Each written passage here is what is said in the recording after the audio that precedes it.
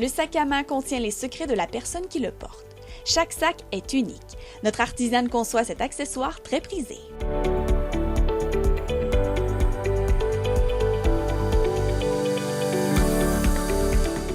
Je m'appelle Chantal Duguay, je suis designer de sacs à main. En fait, j'ai été initiée très jeune à la couture. J'avais 3-5 ans. Ma grand-mère cousait. Je me faisais beaucoup garder chez elle.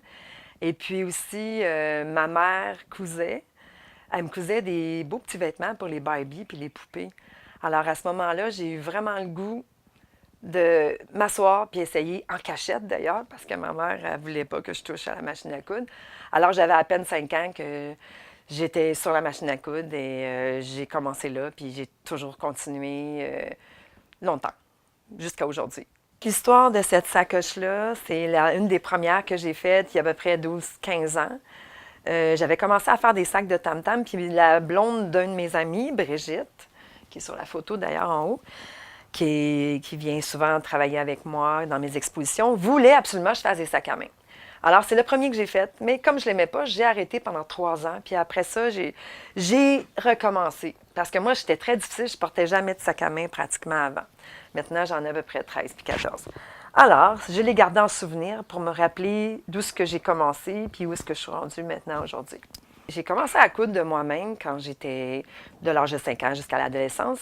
Mais après ça, à l'adolescence, au secondaire, c'était le fun, on avait un cours de couture. Alors, j'ai décidé de prendre ce cours-là. Tout le monde trouvait, mes amis trouvaient que j'étais toute bonne parce qu'eux autres, il n'y avait pas eu une grand-mère et une mère qui cousaient avant eux autres, là. Et puis, à ce moment-là, j'ai vraiment compris que j'étais à ma place puis que j'avais le goût de continuer à coudre. Après ça, j'ai eu 3 enfants, donc j'ai pris des cours à gauche, à droite pour pouvoir confectionner plein de belles choses. Puis, vu que j'avais mes enfants, je faisais de la couture à la maison pour des gens, donc je faisais des créations, toutes sortes de trucs comme ça. Après ça, plus tard, je suis allée faire mon DEP en couture parce que je voulais un certificat, vraiment. Écoute, j'avais 39 ans quand je suis allée faire mon certificat. Mais tout au long de ma vie, j'ai suivi des cours, puis j'ai toujours aimé ça. D'ailleurs, suivre les cours, puis je pense que j'en aurais encore à apprendre d'ailleurs, là.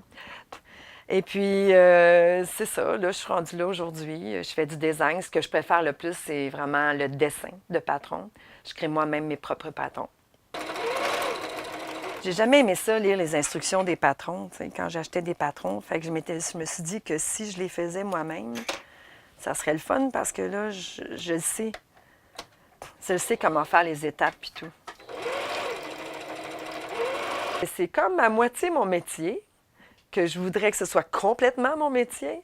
Mais c'est comme ma fille s'est mariée, c'est aussi simple que ça. Puis quand Françoise Falardeau m'a approchée pour qu'on fasse quelque chose ensemble, pour qu'on fasse des dessins sur mes sacs à main, j'ai dit, OK, c'est là, je décolle. J'ai toujours fait de la couture, en fait, mais in and out, pas toujours stable. Mais là, je me suis dit, ça y est, Chantal, lance-toi, là, tu as du talent, tu es capable, crois en toi et fais-en un jour ton métier. Et mon prochain projet, l'Europe. J'aimerais ça me faire découvrir en Europe. Je vais pouvoir avoir mes billets à bon rabais, alors je vais aller en Europe. À gauche, c'est ma partenaire de travail, d'exposition, puis à droite, sur la photo, c'est ma mannequin, Marjolaine Moras. Et c'est le soir où on a fait le lancement cette fois-là. J'ai gagné des prix aussi, hein, regarde, en Europe, là. Ça, c'est pas des prix, ça, c'est des prix ici que j'avais gagnés dans le temps, ici, là. Mais ça, ici, les deux, là, c'est que j'ai fait leur patron, puis j'ai fait à mon goût, et ils m'ont publié dans leur revue. C'est pour ça que je vous dis que j'ai le goût d'aller là-bas, là. La récupération de vêtements, c'est drôle parce que quand j'étais jeune, là, ma mère recevait beaucoup de linge de personnes, puis moi, je les voyais arriver, puis j'aimais ça tellement que je les mettais, puis elle ne voulait pas que je les mette parce que c'était pas saison. Je m'habillais d'autres choses par-dessus. Puis quand j'arrivais à l'école, j'étais habillée, je me déshabillais pour mettre ce que j'avais, puis tout le monde me trouvait bizarre. Plus tard, j'allais dans les friperies avec ma mère parce qu'on n'avait pas beaucoup de sous, je m'habillais là. Après ça, plus tard encore, j'ai toujours récupéré pour mes enfants des vêtements que j'ai mis à jour de temps en temps parce que soit qu'ils étaient décousus ou soit qu'il y avait un petit quelque chose qui n'était pas assez à la mode. Puis après ça, je me suis mis, quand j'ai créé mes sacoches, je me suis mis à me dire ça serait intéressant que ce soit recyclé. Échantillons de catalogue de déco, friperie. Tu sais, tu vas dans des endroits où est-ce que Des gens te donnent des choses. Tu sais, les gens me donnaient déjà des choses depuis longtemps, des vêtements. J'ai dit, je vais transformer ça, je vais faire quelque chose de beau avec. Je vais essayer en tout cas. Et finalement, je ne suis pas déçue du résultat. J'adore les couleurs puis j'adore les textures. Je ne sais pas pourquoi, on dirait que ça éblouit mes yeux quand je vois des textures puis quand je vois la couleur. Moi, j'ai le goût que les choses ne soient pas amorphes, qu'ils soient vivantes. Donc, ce que j'aime, c'est quand quelqu'un voit mes sacoches puis dit Wow! Tu sais, ils ont comme. Des fois, ils ne savent pas trop avec quoi ils vont le mettre, mais je m'arrange pour avoir les couleurs qui sont assez traditionnelles, que les gens vont dire Ah, ben ça, j'ai cette couleur-là avec mes vêtements, je vais pouvoir la porter. C'est important pour moi que les femmes, autant que les hommes, j'en fais pas beaucoup pour les hommes, mais j'en fais à l'occasion, se fassent regarder et puis la personne dise Waouh, c'est que tu as pris ça, ça vient d'où, c'est très personnalisé. Moi, j'adore les textures et les couleurs. C'est quelque chose qui envahit mon imaginaire. Ici, j'ai les étuis à lunettes, les petits porte-monnaies. Puis ça aussi, c'est des coffres pour mettre le maquillage. Ici, j'ai des bijoux que je transforme. J'ai démoli tous les bijoux, puis je refais de nouveaux bijoux avec. J'ai quelques petits pompons. J'ai des sacs aussi pour mettre les bouteilles de vin. Quand vous voulez offrir un cadeau, des beaux sacs à bouteilles de vin. Ça, c'est très, très, très en demande. Les gens adorent ça. Ils sont toutes pièces uniques, exclusifs. C'est toujours unique tout ce que je fais. J'ai quelques coussins aussi, style vintage. Ici que je fais. Puis j'ai des beaux petits collets en fourrure ici, on met ça dans notre cou. Ça, c'est tous des chapeaux qui ont été récupérés, que j'ai retransformés, puis des matériaux que j'ai pris, que j'ai retransformés. Ici, je fais des beaux petits sacs pour transporter la bouteille d'eau.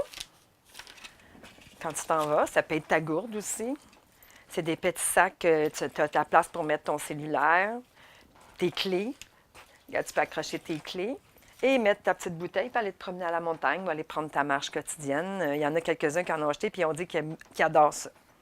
OK, mon processus de création est assez spécial. Habituellement, quand je crée un sac, mettons, tout d'un coup, je vois un morceau parce que je fais de la recherche dans mon atelier. Je fouille partout dans mes tablettes. Et puis quand, à l'occasion, je trouve un tissu, ça arrive qu'il n'est pas pour la création que je vais faire, mais pour une future création que je dis, ah, ça serait intéressant avec tel morceau que j'ai vu tout à l'heure. Alors, le processus de création, des fois, il est long, des fois, il est rapide. Parce que ça dépend si j'ai trouvé la ganse qui va avec... parce c'est important pour moi que tous les matériaux aillent ensemble. Donc, je ne mets pas quelque chose qui ne va pas aller avec le sac à main que je vais créer. Alors, des fois, c'est long, des fois, c'est rapide, mais habituellement, quand c'est fini, je suis toujours fière. Comment je m'inspire pour créer mes sacs à main? Je vais sur Pinterest à l'occasion. Il y a des gens qui m'envoient des photos. Je vois des gens, je croise des gens sur la rue. Mais en fait, j'aime beaucoup, beaucoup la mode rétro. Je vais beaucoup m'inspirer sur la mode rétro pour... Puis souvent, là, ce que je vais faire ne ressemble pas du tout à ce que j'ai vu qui m'a inspiré. Par contre, ça m'inspire. Des fois, c'est juste une ceinture qui m'inspire. Des fois, c'est la texture des matériaux qui m'inspire. C'est bien curieux. Puis des fois, c'est l'usure des matériaux qui m'inspire. Alors, il y a plein de choses qui m'inspirent. Des fois, c'est une femme qui porte un sac à main qui m'inspire. Alors, et j'ai mes enfants aussi qui m'inspirent parce qu'ils me font des demandes. La plupart des gens qui me font des demandes, ça m'inspire énormément aussi. Des fois, les gens disent « Oh mon Dieu, qu'est-ce qu'elle va faire avec ça? » T'sais. Les gens, des fois, ils me donnent des choses, puis après ça, je leur envoie le sac à main en photo que j'ai créé à partir de leurs vêtements. J'utilise beaucoup de matériaux que je trouve dans les friperies. Il y en a qui me sont donnés. C'est des pantalons de cuir, manteaux de cuir, parfois des pantalons chics, des échantillons de catalogue de déco. J'utilise aussi des coupons que je prends au Club Tissu.